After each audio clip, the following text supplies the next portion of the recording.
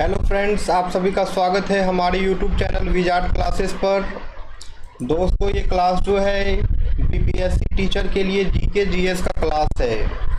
ठीक है, किसी भी क्लास की अगर आप तैयारी कर रहे हो, चाहे वो पीआरटी हो, टीजीटी हो या फिर पीजीटी हो, सभी के लिए जो है ये जीके जीएस का क्लास जो है काफ़ी हेल्पफुल है।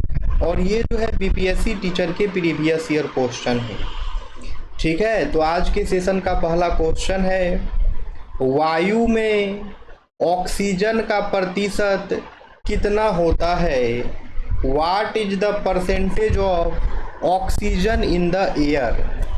ठीक है, यानी कि वायु में जो है ऑक्सीजन का प्रतिशत जो है कितना होता है?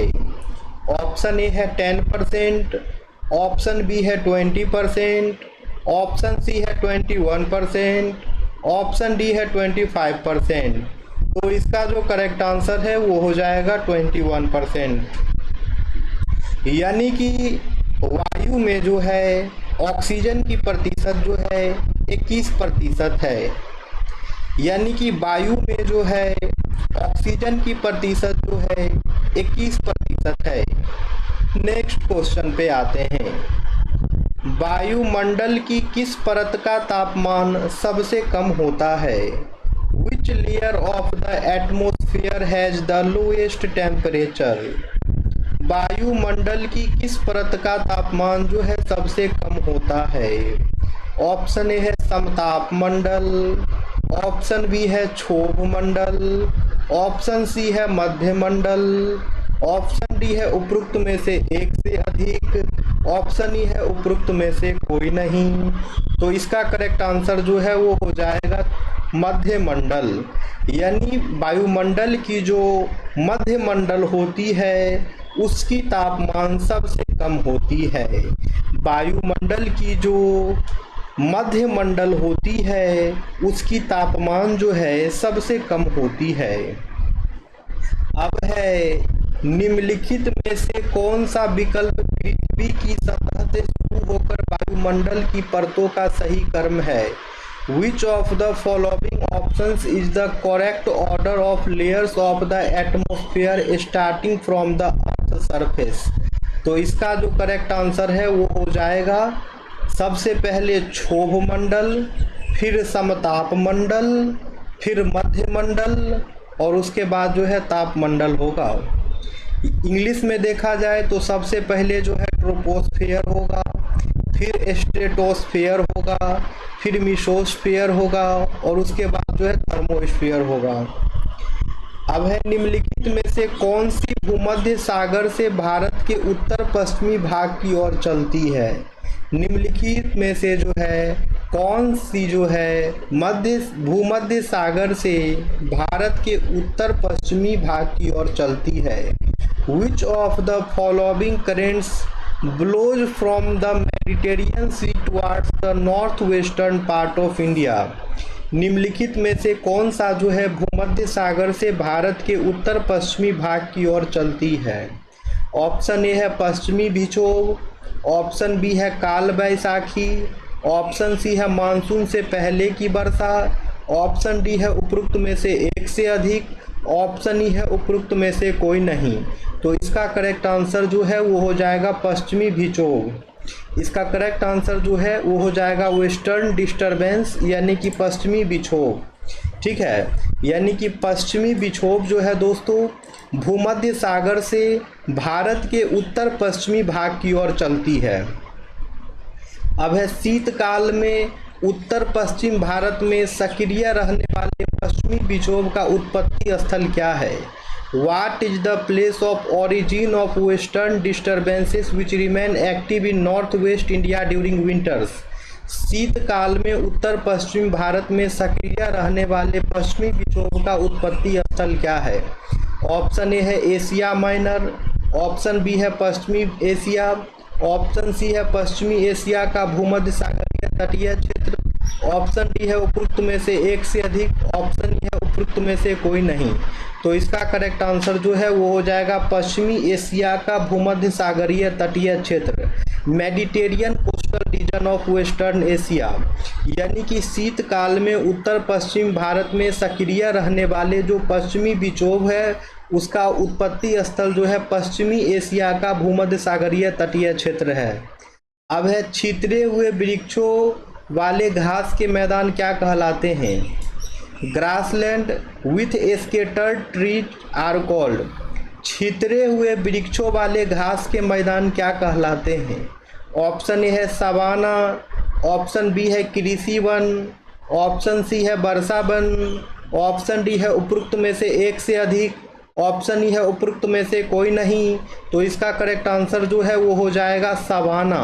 इसका करेक्ट आंसर जो है वो हो जाएगा सवाना। छितरे हुए वृक्षों वाले घास के मैदान जो है सवाना कहलाते हैं। छितरे हुए वृक्षों वाले घास के मैदान जो है सवाना कहलाते हैं। अब है निम्नलिखित में से कौन सा बायोम चैपरल के नाम से जाना जाता है? Which of the following biomes is known as chaparral? निम्नलिखित में से कौन सा बायोम जो है चैपरल के नाम से जाना जाता है? ऑप्शन ए है टैगा, ऑप्शन बी है भूमध्य सागरीय झाड़ी वन, ऑप्शन सी है उष्ण कटिबंधीय सवाना, ऑप्शन डी है उपरोक्त में से एक से अधिक, ऑप्शन ई है इनमें से कोई नहीं। तो इसका करेक्ट आंसर जो है वो हो जाएगा भूमध्य सागरीय झाड़ी वन। यानी कि भूमध्य सागरीय झाड़ी वन जो है उसे बायोम चैपरल के नाम से जाना जाता है। ठीक है, भूमध्य सागरीय झाड़ी वन जो है एक ऐसा बायोम है जिसे चैपरल के नाम से जाना जाता है। दोस्तों याद रखना है दोस्तों, भूमध्य सागरीय झाड़ी वन जो है वो ऐसा वन है, वो ऐसा बायोम है जिसे चैपरल के नाम से जो है जाना जाता है। दोस्तों अब है नेक्स्ट क्वेश्चन, जब बहता पानी चिकनी मिट्टी को काटता है और गहरे चैनल बनाता है तो उसे क्या कहते हैं? What happens when flowing water cuts through clay soil and creates deep channels? जब बहता पानी चिकनी मिट्टी को काटता है और गहरे चैनल बनाता है तो उसे क्या कहते हैं? ऑप्शन ए है गली कटाव, ऑप्शन बी है सीट क्षरण, ऑप्शन सी है वनों की कटाई, ऑप्शन डी है उपरोक्त में से एक से अधिक, ऑप्शन ई है उपरोक्त में से कोई नहीं। तो इसका करेक्ट आंसर जो है वो हो जाएगा गली कटाव। यानी कि जब बहता पानी चिकनी मिट्टी को काटता है और गहरे चैनल बनाता है तो उसे गली कटाव कहते हैं। ठीक है, यानी कि जब बहता पानी जो है चिकनी मिट्टी को काटता है और गहरे चैनल बनाता है तो उसे गली कटाव कहते हैं। दोस्तों अब है निच्छालन किस प्रकार की प्रक्रिया है? What type of process is leaching? निच्छालन जो है किस प्रकार की प्रक्रिया है? ऑप्शन ए है जिसके द्वारा मिट्टी में मौजूद क्षार नमक घुलता है और निष्कासित होता है, ऑप्शन बी है जिसके द्वारा मिट्टी में मौजूद क्षार नमक पानी के साथ आती है, ऑप्शन सी है सिंचाई के अतिरिक्त पानी के निष्कासन की प्रक्रिया, ऑप्शन डी है जो जल भराव को नियंत्रित करती है। तो इसका करेक्ट आंसर जो है वो हो जाएगा जिसके द्वारा मिट्टी में मौजूद क्षार नमक घुलता है और निष्कासित होता है उसे ही जो है निच्छालन की प्रक्रिया कहते हैं। ठीक है, leaching is a process by which the alkali salts present in the soil dissolved and are expelled। ठीक है, निच्छालन एक प्रक्रिया है जिसके द्वारा जो है मिट्टी में मौजूद क्षार नमक घुलता है और निष्कासित होता है। अब नेक्स्ट क्वेश्चन है, निम्नलिखित में से कौन ऊर्जा का नवीकरणीय स्रोत है? Which of the following is a renewable source of energy?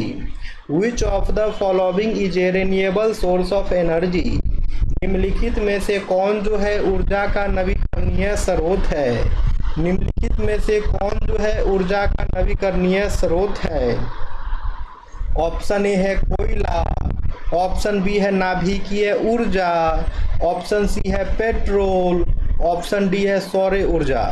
तो दोस्तों इसका करेक्ट आंसर क्या होगा? इसका आंसर जो है आप लोग कमेंट सेक्शन में कमेंट्स करेंगे। फिर हम लोग मिलते हैं नेक्स्ट सेशन में दोस्तों।